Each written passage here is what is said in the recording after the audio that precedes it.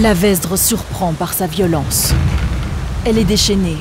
Elle s'écrase sur la façade de cette maison. Une maison qui peine à tenir debout.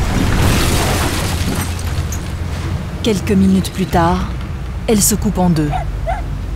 Un petit chien blanc est coincé dans le grenier. Juste en dessous, on devine des silhouettes et on entend des cris glaçants. Vas-y! Qui était dans la maison? Ont-ils réussi à échapper à la mort?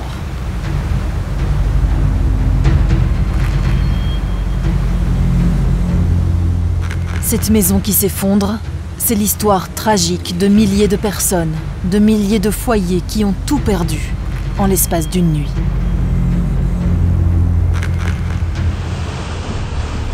Quelques mois plus tard, Investigation est partie à la recherche des sinistrés.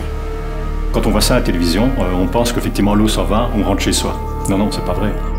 Comment les sinistrés ont-ils vécu cette catastrophe? On pense qu'une chose, c'est de sortir de là le plus vite possible. Monsieur nous a appelé à l'aide, mais bon, on lui a dit que... Le bateau a été jeté à gauche, à droite. Si on n'a pas la rambarde, on est parti. Que sont-ils devenus? Je crois que je descends de plus en plus moralement.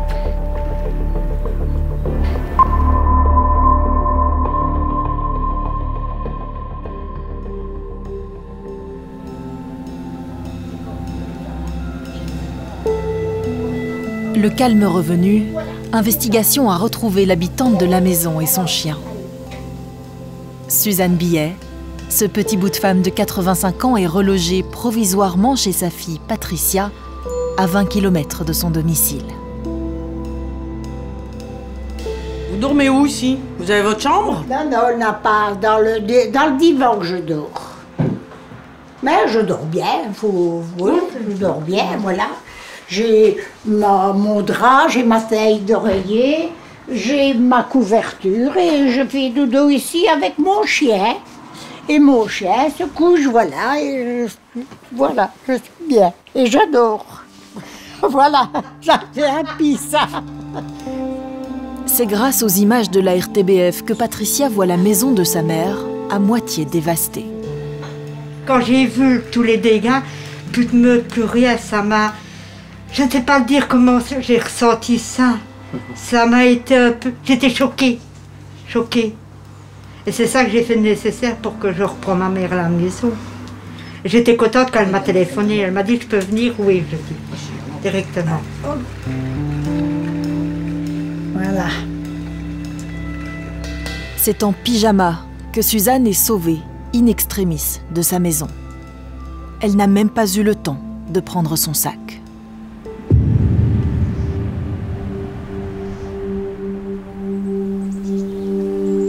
La mort, Jean-Claude Crosset l'a vue de près.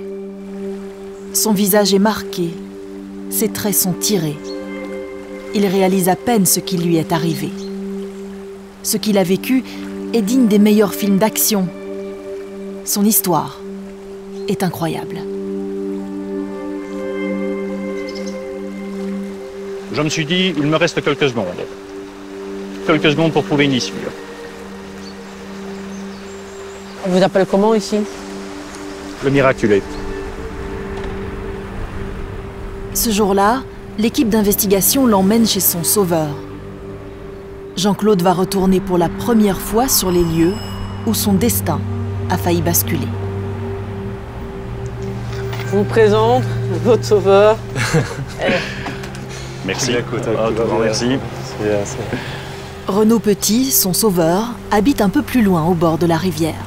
Il est pompier professionnel, alors prendre des risques pour sauver des gens, c'est son quotidien. Et c'est les gens ici qui étaient sur leur terrasse, qui l'ont vu et qui ont crié et qui m'a permis de me déplacer pour aller le voir, quoi.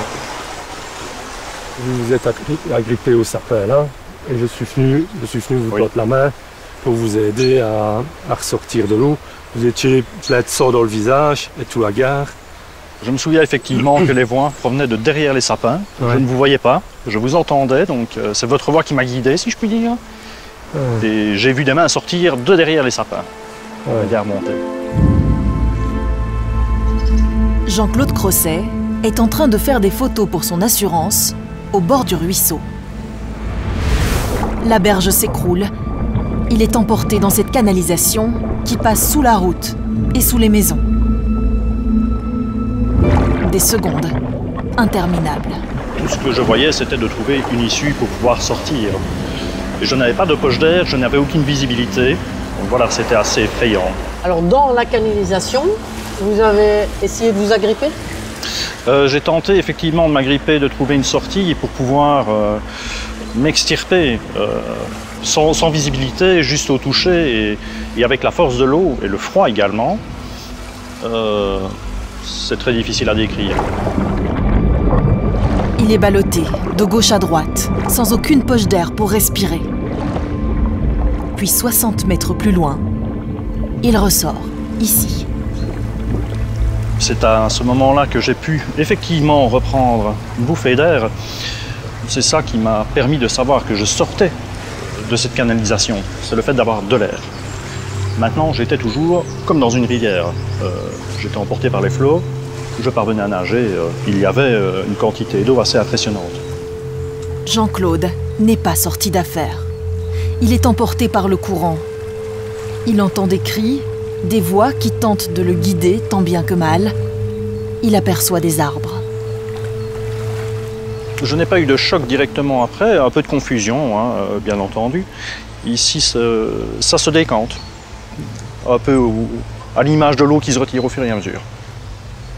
Je n'en fais pas de cauchemar, je ne m'estime pas traumatisé. Parce que l'histoire est belle et se termine bien. Parce qu'elle se termine bien, heureusement pour moi.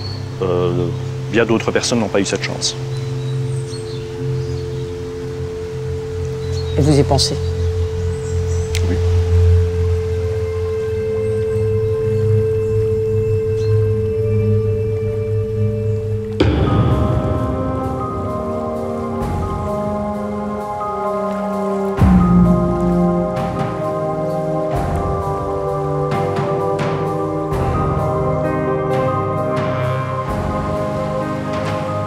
Le bilan chiffré de cette catastrophe est glaçant. 38 morts et toujours une personne disparue. 50 000 habitations sinistrées. 97 km² de zones inondées, soit l'équivalent de la superficie de la ville de Liège, plus la moitié de la ville de Verviers. Plus de 160 000 tonnes de déchets emportés par les eaux. En tout, 209 communes wallonnes sur 262 ont été déclarées sinistrées.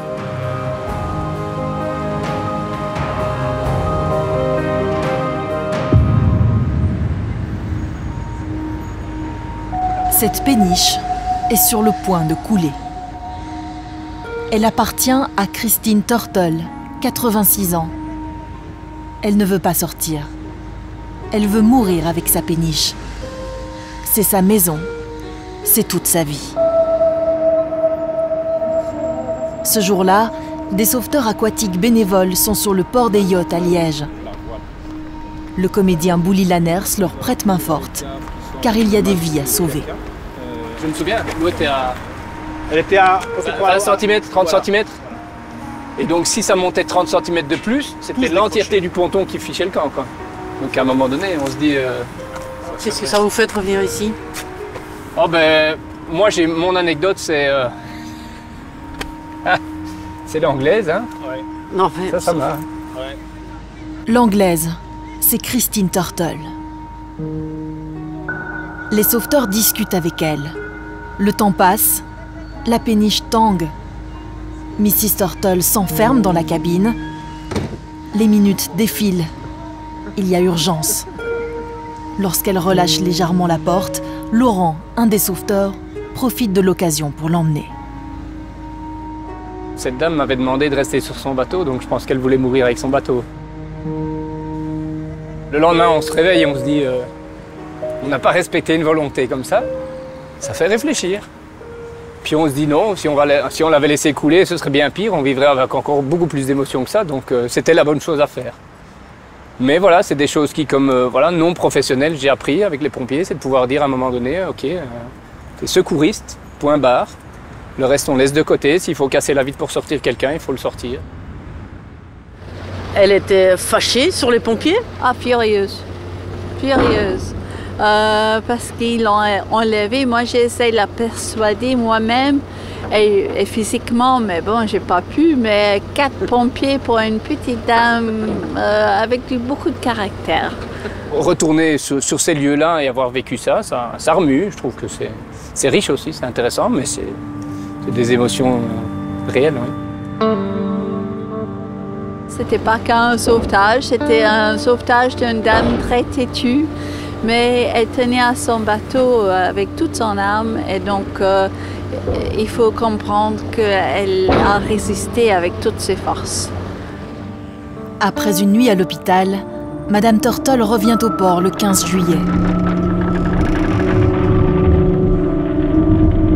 Une maison, une vie, enfouie dans les eaux troubles de la Meuse. De mémoire de Liégeois, on n'avait jamais vu cela.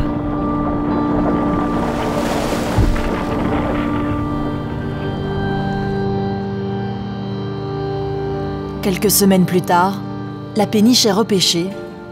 Il est inimaginable d'y habiter à nouveau.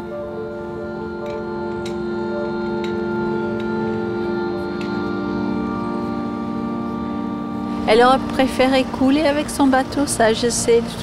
Je suis convaincue, parce qu'on a parlé assez souvent. Et d'aller dans un home, pour elle, c'est pour les petits vieux.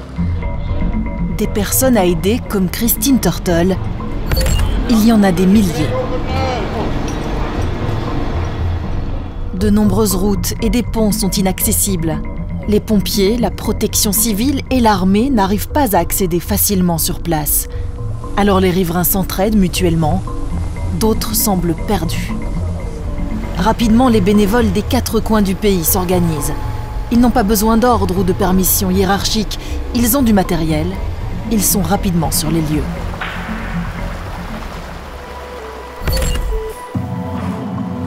Pour ces pompiers plongeurs professionnels, c'est une autre affaire. Ils se sont retrouvés sur place, dépourvus d'un matériel adéquat, au milieu d'une situation totalement inédite. Là-bas, il y avait des gens qui étaient sur les chemins de fer. Aujourd'hui, ils se rappellent. Ils ont sauvé une trentaine de personnes à Pepinster, mais ils auraient pu en sauver bien davantage.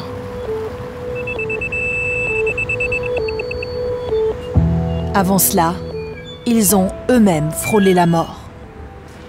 10 heures accrochés à cette pompe à essence. Des scènes de cauchemar défilent toute la nuit, juste devant eux. C'est ici qu'on s'est accroché en fait.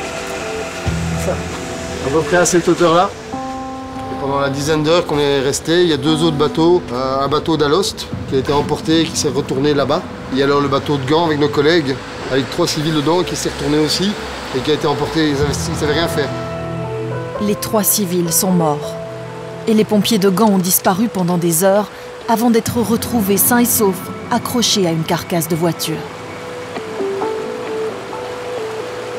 Assister à la mort sous leurs yeux et ne rien pouvoir faire, ces pompiers en sont toujours traumatisés. Pendant la nuit, il y a un speedboat qui est arrivé d'ici dans la rue, et qui essaie de remonter ici, impossible, et il était emporté. Monsieur nous a appelé à l'aide, mais bon, on lui a dit que c'était pas possible pour nous de venir l'aider parce qu'il pourrait être... Notre propre sécurité, on ne savait même rien faire du tout. Très frustrant, mais... Pourtant, ces pompiers sont formés et bien équipés. En tout cas, c'est ce qu'ils pensent quand ils mettent leur bateau à l'eau. Quand on s'est engagé, qu'on a mis le bateau, on avait de l'eau jusqu'ici. En fait, on a dû tirer le bateau, on ne savait pas mettre le moteur à l'eau parce qu'il n'y avait pas assez de profondeur. On a dû s'avancer, et là, quand on s'est avancé, encore une fois, il n'y avait pas de courant, il n'y avait rien. Jamais, jamais, jamais, on aurait pensé être confronté à un courant aussi fort et à autant d'eau. Très vite, ils se rendent compte qu'ils sont impuissants. Le moteur plein gaz, ils font du surplace. Pour faire face à ce genre de situation, c'était un rebord qu'il fallait. Et un rebord dans un service incendie, ou un hélicoptère. Et un rebord dans un service incendie, il n'y aura jamais. Même l'armée qui avait des moyens qui étaient largement supérieurs à nous au niveau de la logistique. Les hélicoptères n'ont pas pu décoller parce que les plafonds étaient bas. Les véhicules qui étaient à hélice n'ont pas pu circuler parce qu'il y avait tellement de débris qui cassaient les hélices. On aurait dû vraiment avoir eu des bateaux à turbine type jet ski pour pouvoir circuler dessus avec des gens qui connaissent bien les eaux vives. Alors au niveau des gilets de sauvetage par exemple, vous en aviez? Oui. Vous en avez donné? On avait chacun un gilet de sauvetage. Juste pour vous? Juste pour nous. Ces hommes sont passés à un fil de la mort. Leur hiérarchie en est bien consciente. Elle réagit immédiatement. Les pompiers vont partir en France, suivre une formation en eau vive très pointue. Et d'autre part, les formations en Belgique seront également renforcées. Car c'est clair, les moyens n'étaient pas adaptés à cette catastrophe. Quand on voit ça, ça fait encore froid le dos, même après autant de temps.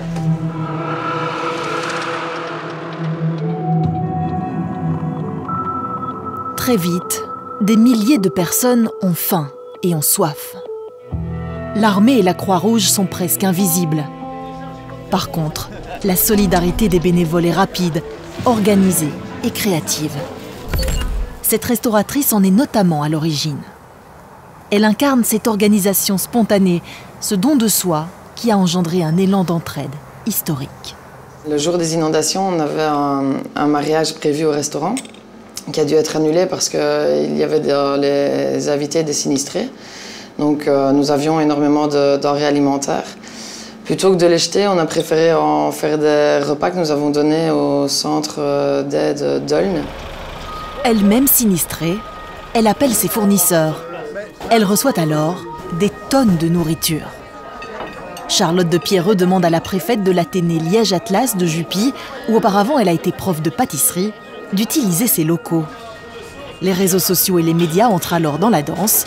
Pendant un mois, 4200 bénévoles se relaient pour éplucher les légumes, cuisiner, empaqueter et livrer. Au total, 156 000 repas, sans dépenser un euro. Le premier don, on ne l'a pas vu venir. J'ai eu contact avec un représentant de chez Barilla qui nous a offert 6 tonnes et demie de pâtes. Là, on s'est rendu compte que c'était vraiment énorme. Il y avait des annulations de corps scouts et autres, donc ils envoyaient directement les camions vers nous. Et puis après, on a eu effectivement des bénévoles qui nous ont énormément aidés, dont Montréal, qui a réussi à avoir à Anvers, dans tous les abattoirs, plus de 14 ou 18 tonnes, je pense, de viande, de volaille et autres. Donc c'est énorme, réellement, on ne se rend pas compte. Et puis on a un fournisseur qui m'a fait beaucoup rire, c'est notre fournisseur de volaille, qui nous a un jour livré un camion entier de cailles et de foie gras. Donc il a fallu en faire quelque chose, et de canards confits. Donc il a fallu effectivement en faire quelque chose, et là quand les cuisiniers m'ont dit on vient recevoir ça, qu'est-ce qu'on en fait? Donc nous avons fait effectivement des cailles farcies au foie gras. Après un mois de travail acharné, il est temps, ou plus que temps, de passer la main à l'armée et à la Croix-Rouge. Et c'est là que tout se complique. Parce qu'avec le gouvernement qu'on a... Le passage de main était très compliqué avec l'armée et la Croix-Rouge parce qu'on leur a donné tous nos dossiers et tout ce qu'on faisait, mais ils n'utilisaient pas nécessairement à bon escient. Je n'ai pas eu de contact correct avec la Croix-Rouge, un peu plus avec l'armée. Ils ne sont pas super bien organisés. Le problème, c'est qu'ils changent de bataillon chaque semaine. Donc en fait, à chaque fois, j'avais une personne référente différente. Donc c'est très compliqué parce qu'ils ont tous mon numéro de téléphone. Apparemment, j'étais la première personne à contacter pour l'aide alimentaire, mais il ne se passait pas les informations d'un à l'autre.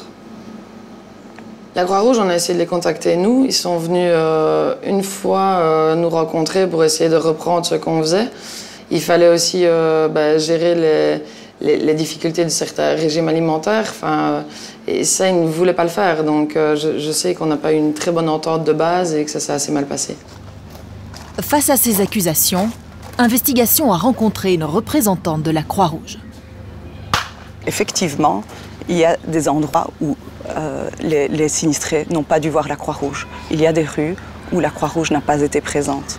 La Croix-Rouge nous a demandé d'aller sur un spot à Trot, là où il y avait besoin de 300 repas.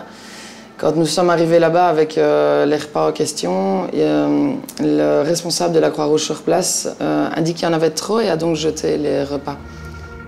Quant à Charlotte, et grâce à son organisation, elle n'a jeté aucun repas sur les 156 000.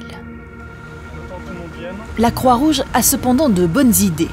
elle décide de collaborer avec la Fédération belge des food trucks pour une distribution de repas chauds dans plusieurs villages sinistrés. Durant la préparation de cette interview, un témoin nous a confié un document. Ce document montre une facture de 13 117 € que, in fine, la Croix-Rouge doit payer. Une facture qui n'aurait jamais dû exister. Comme indiqué dans ce mail, les repas sont gratuits pour les sinistrés et un défraiement au food truck de 5 € est pris en charge par la Croix-Rouge pour chaque repas servi. Or, on constate que le food truck facture chaque repas 5,82 €, taxes comprises. Une fois de plus, Charlotte de Pierreux n'est pas tendre avec la Croix-Rouge. J'ai remarqué certaines choses, comme par exemple le fait qu'un food truck en particulier est venu se servir chez nous des repas gratuits qu'il a revendus après à la Croix-Rouge.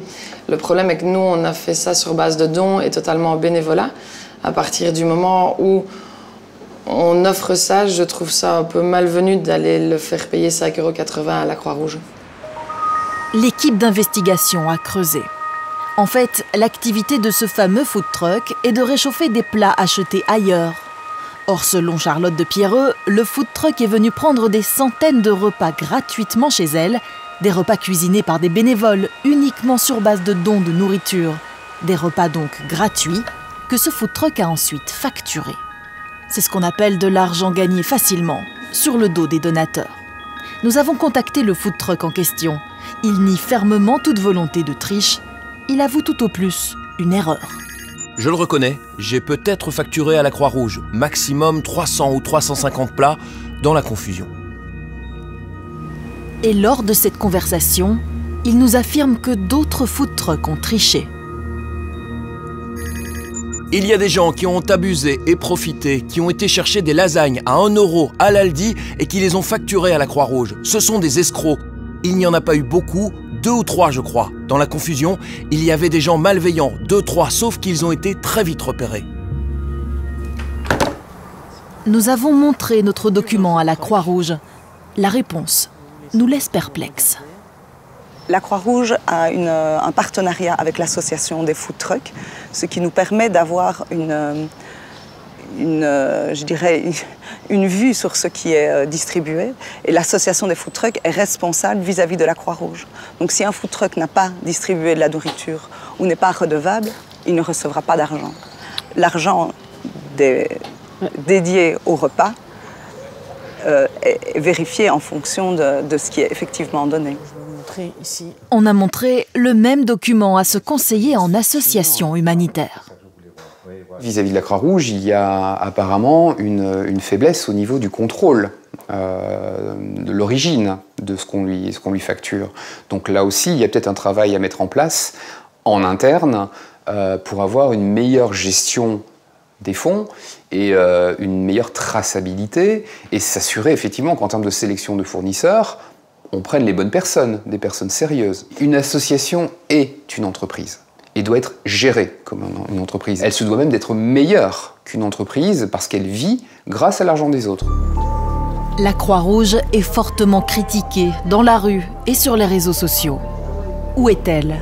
Que fait-elle des 40 millions d'euros de dons récoltés à ce jour?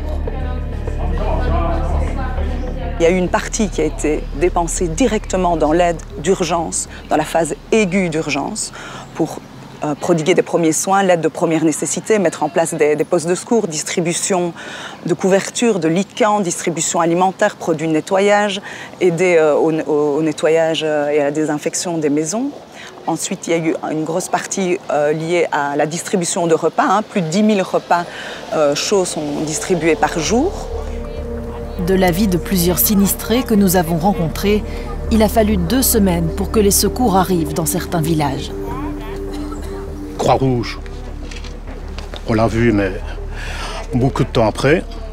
La Croix-Rouge, quoi, la Croix-Rouge? La Croix-Rouge, on passait même pas, on faisait le tour par là. Comme on est dans la dernière maison, on ne s'arrêtait même pas. Ici, les premiers je veux dire, services publics ou qui ressemblent à des services publics, à savoir la Croix-Rouge. On les a vus peut-être environ 15 jours après.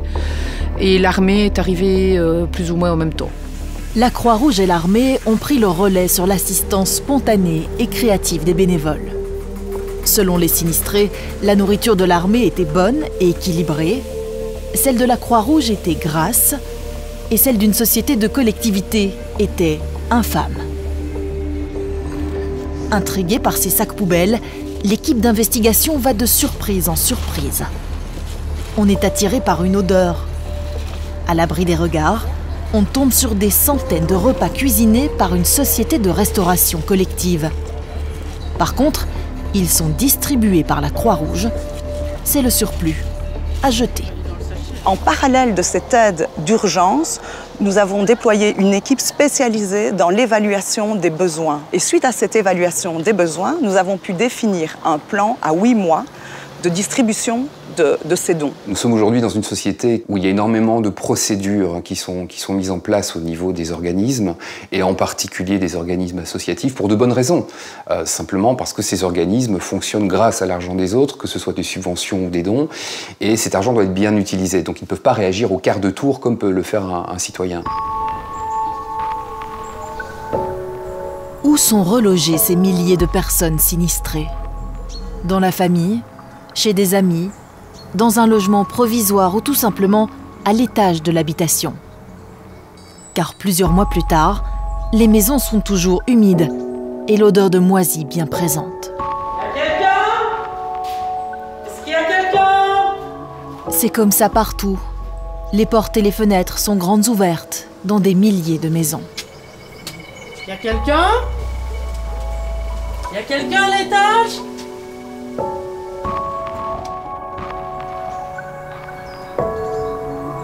Et puis, il y a ceux qui ne veulent pas quitter leur environnement. C'est le cas de Catherine Renier. À 75 ans, elle imaginait terminer ses jours dans son petit chalet en bois à Ony, près d'Esneux. On ne peut pas vivre là-dedans, c'est pas possible. Je dis, j'ai de l'eau dans mes corniches. Donc je ne sais pas l'état du plafond. Comme ça est.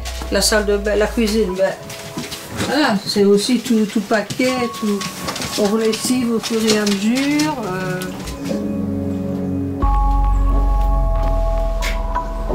Ben, disons, je souhaite rester ici. Pensez vraiment que vous allez pouvoir revenir ici? Je l'espère bien. Pour essayer d'avancer, de sortir des idées noires qu'on a, ben, je me dis je vais vivre au jour le jour. De mettre un autre jour, mais je ne me fais plus d'illusions. Et avec les 5 000 € de provisions de son assurance, elle achète une caravane et une tente. Elle y passera l'hiver et espère retourner dans son chalet d'ici 1 an ou 2.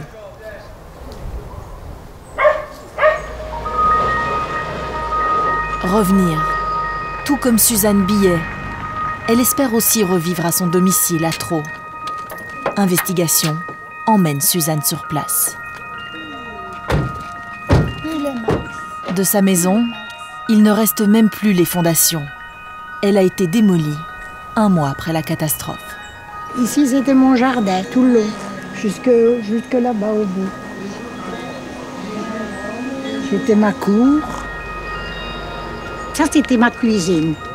C'était ma cuisine, c'était ma salle de bain. Et là, c'était le cagibou. J'avais le chauffage central, j'avais mes machines à lessiver, j'avais tout, enfin. Voyez. Et vous avez une douche? J'avais une douche dans la salle. Oui, j'avais une douche. On venait d'en refaire une nouvelle. Il avait 3-4 fois dedans, pas plus. C'est arrivé, et voilà. Suzanne rigole, mais ne vous trompez pas. C'est un rire de nervosité. Une façade. Une carapace. Ça, c'est l'intérieur qui commençait déjà à monter. Vous avez fait des photos régulièrement? J'ai fait des photos régulièrement. La machine à lessiver dans l'eau. Moi, je m'étais dit, c'est pour les meubles, c'est pour tout, pour avoir un peu pour les experts. Mais alors, quand je suis montée en haut, que j'ai vu, et que le temps de redescendre du grenier, ben, j'avais plus de façade. Toute la façade était à terre. Tout. Et j'entendais, puis les troncs d'arbres, boum, boum. Mais je n'ai jamais pensé que ma maison allait crouler. Hein. C'est une chose que je n'ai pas... Ça ne m'est pas venu à l'esprit. J'ai dit, je vais avoir du dégât, mais j'aurai encore ma maison. Malheureusement, je ne l'ai plus. Oui, on a fait une fameuse enjambée. L'un me tenait la main, l'autre me tenait pour dire de passer parce qu'il y avait un vide entre la maison et ma fenêtre. Celui qui la tenait et l'a donc sauvée, c'est lui, Hubert Raskin. C'est son voisin. Une nouvelle fois, l'humour cache la détresse. Je l'aurais fait à toi, n'importe qui l'aurait fait. Et imagine-toi, j'aurais ta mort sur la conscience. Et tu ne demandais pas mieux. Hein. Ah, pas du tout.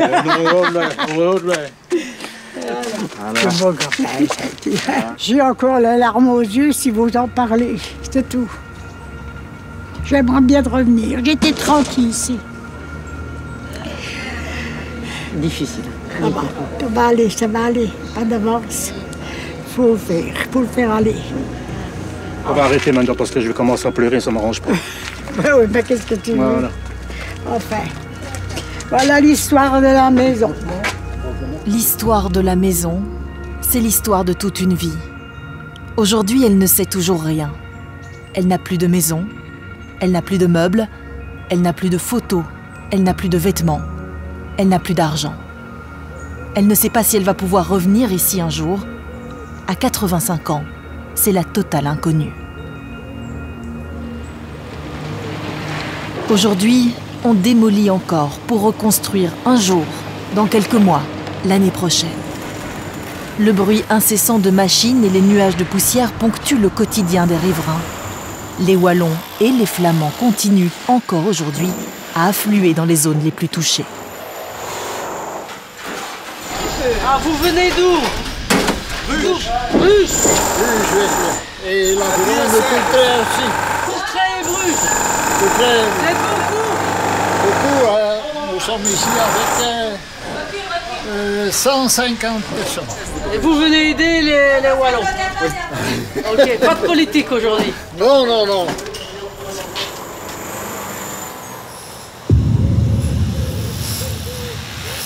D'autres ont un peu plus de chance, si on peut appeler ça de la chance. Bonjour. En sillonnant les rues d'Angleur, on rencontre André Ninan. On est 1 mois et demi après les inondations. Vous êtes content de l'avancement des choses? Il n'y a pas d'avancée. Il n'y a pas d'avancée puisque la maison n'a pas du tout... Enfin si, nous y travaillons tous les jours. La chaudière est partie, les radiateurs sont démontés. Enfin, tout se démonte. Alors, ça, pour moi, c'est pas avancé, c'est stagné. Depuis notre rencontre, il a enfin reçu la visite d'un expert. Un expert automobile. Pas pour sa voiture, mais pour le bâtiment et le contenu. Les experts immobiliers des compagnies d'assurance sont débordés. Mais peu importe, car il reçoit tout de même une avance de 40 000 € avant la visite de l'expert immobilier, dans 3 semaines. Quand on voit ça à la télévision, on pense qu'effectivement l'eau s'en va, on rentre chez soi. Non, c'est pas vrai. Il faut quelques mois pour que ça sèche, ces murs. Et puis il faut tout racheter. Ma vie, moi, était en 2 jours de l'autre côté de la rue, ici, sur le trottoir. Avec cette avance, il peut installer du chauffage, de l'électricité, commander une cuisine, racheter une voiture et puis se loger, car son assurance ne lui rembourse que 3 mois de logement. C'est ce qu'on appelle le logement d'urgence. Un nouveau combat commence, avec les compagnies d'assurance cette fois. Les sinistrés grognent. Cette dame habite à Traux, elle est épuisée par les démarches qui se succèdent depuis les inondations. Les gens ne sont pas contents de la manière dont les assurances traitent leurs dossiers. Il faut savoir que ça traîne, il y a plein de choses qui ne vont pas au niveau des assurances, surtout au niveau des expertises.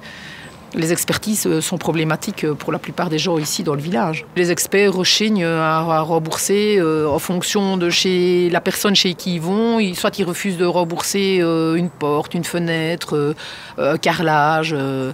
Et donc les gens ne sont pas contents, parce qu'on n'a pas demandé à être inondé, déjà une chose. Et puis maintenant, non seulement on a été inondé, mais maintenant on doit se battre avec les assurances, les assureurs, les experts. Et c'est pas facile à vivre, C'est la continuité de du 14 et du 15 juillet, Pour bien comprendre, l'équipe d'investigation demande aux compagnies d'assurance de suivre une expertise. On est toujours à Traux, dans le même quartier de Labrouck. Ça commence mal. Voyant nos caméras, l'expert s'en va. Il ne veut pas parler, ni être reconnu. Pour ne pas reporter le rendez-vous du sinistré, on négocie avec lui. On arrive à le persuader de finalement rester, mais il nous demande de quitter les lieux. Non, on a promis. Mais comment être prudent et serein lorsque l'on est encore sonné par la catastrophe? C'est un peu ce qui s'est passé ici, toujours à trop. Quelques jours après les inondations, une dame, jeune et élégante, sillonne le quartier de Labrouk.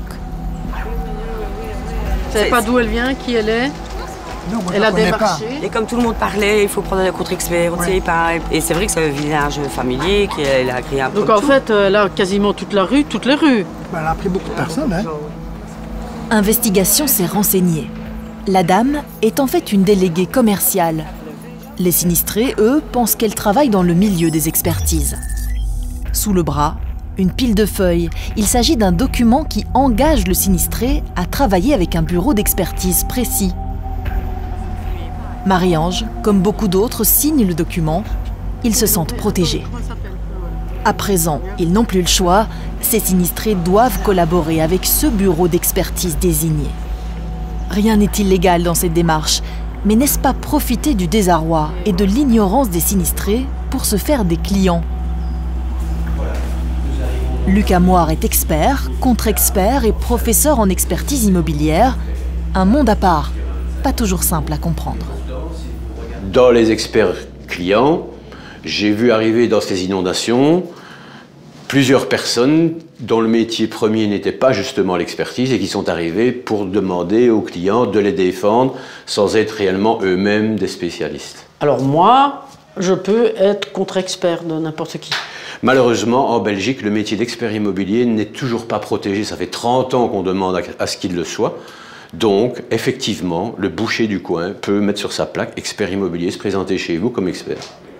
Difficile alors de savoir si votre expert est vraiment un spécialiste aguerri. Ah oui, bien. On avait une certaine quantité de bureaux d'expertise dans la région, qui sont naturellement tous overbookés. Ces bureaux d'expertise ont donc fait appel à de la main-d'œuvre supplémentaire, des gens parfois un peu moins qualifiés, il faut bien le reconnaître malheureusement. Et donc lorsque nous faisons des expertises avec les gens habituels qui ont l'habitude de l'expertise, etc., ça se passe relativement bien, comme toujours avec quelques petits désaccords, mais ça c'est assez normal. Et puis dans des experts un peu plus nouveaux ou un peu moins compétents, on a un peu plus de difficultés. Heureusement, il y a aussi des avancées. Dans le bassin liégeois, aujourd'hui, 20% des sinistrés sont entièrement indemnisés. 50% sont toujours en négociation et 30% de gens n'ont toujours pas reçu la visite de l'expert. La reconstruction sera lente, très lente. Les habitations, mais aussi les commerces. La plupart sont toujours fermés dans les villages et dans les villes. C'est le cas de la seule boulangerie d'Ony près d'Esneux. Robert et Claudine Labasse sont bien assurés pour le contenu et le bâtiment. Ben ici, c'était mon magasin. Une boulangerie? Oui, ma belle boulangerie. Les assurances, ils les ont payées bien cher toute leur vie. Ils sont donc tranquilles. Mais ces commerçants ne s'imaginent pas ce qui les attend. Devant les travaux titanesques, ils n'ouvriront pas avant février prochain. Saint-Nicolas, Noël, Nouvel An, des périodes clés où le manque à gagner est énorme. Et c'est là qu'ils tombent de haut. Ils n'auront aucun revenu, aucun salaire de remplacement par l'assurance. J'avais une RC exploitation qui ne fonctionne pas parce que c'est une catastrophe naturelle. Ouais, pas de chance. On aurait dû mettre le feu, ça aurait fonctionné. Ou une inondation normale, ça fonctionnait aussi. Mon RC exploitation, c'était pour la perte de mes revenus, si je dois fermer pour un sinistre. J'avais par jour un montant, plus alors un pourcentage sur ma perte de bénéfices pendant la période fermée, quoi. Et malheureusement, ben, ça ne fonctionne pas. Parce que vous habitez à une zone inondable? Non, parce que c'est reconnu comme catastrophe naturelle.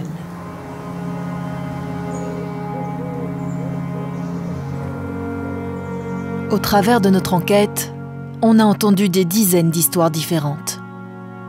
En rentrant dans les maisons, on découvre l'envers du décor. L'humidité s'accroche au mur, l'odeur s'évapore à peine.